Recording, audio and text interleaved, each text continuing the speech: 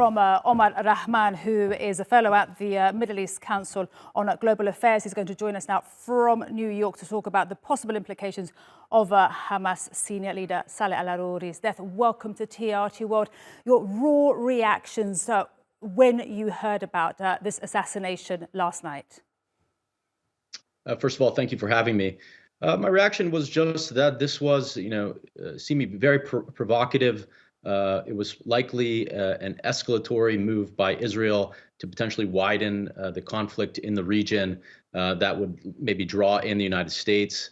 It seems somewhat connected to, obviously, what's happening in Gaza in terms of the failure by Israel to show any real military victory against Hamas in the Gaza Strip beyond the destruction of Gaza itself, which is creating significant blowback globally. So that's one aspect of it. Obviously, Israel made a vow to go after Hamas figures wherever they are in the world, and that includes obviously in Lebanon.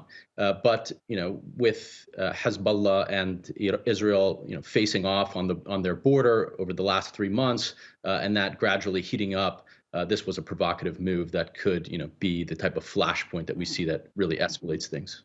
And just how much of a red line, how much of a provocative move is this? And this point that I was discussing with our correspondent in Beirut right now, that balancing act that Hezbollah has to play right now, not appearing to be weak in the face of this assassination, but also Lebanon, the state of its economy right now.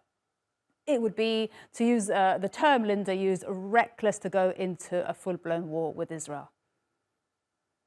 Yes, it puts Hezbollah, as they've been, in a difficult position over the past 3 months, certainly. So Hassan Nasrallah, the leader of Hezbollah, promised and drew that red line months ago over anybody that would be assassinated on its territory.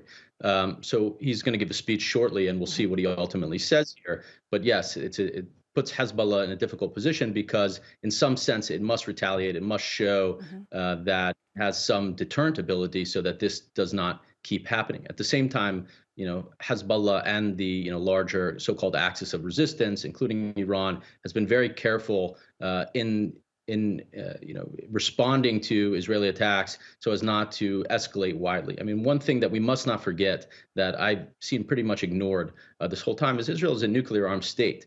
And while their leaders have been very explicit in their desire to destroy Gaza, to drive its people out into other countries over the past several weeks and months, they've also made barely veiled threats of nuclear war in terms of bringing up Hiroshima and Nagasaki, where the United States dropped nuclear weapons. And so if Iran were to really engage in a direct warfare here, and Israel felt existentially threatened in any type of way, I mean, there is the potential for the use of nuclear weapons. So that is, a major deterrent to Iran as well for things to escalate.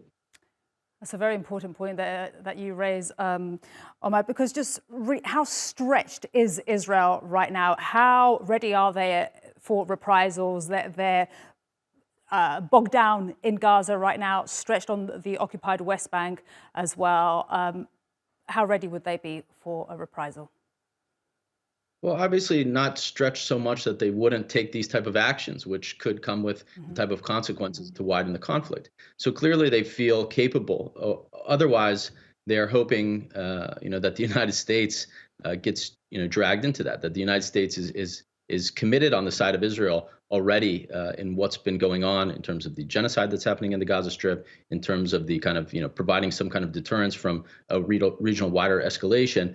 But it seems like the actions that are being taken by Israel today, both the assassination of al-Arouri in Beirut, the assassination of an Iranian general in Syria a week ago.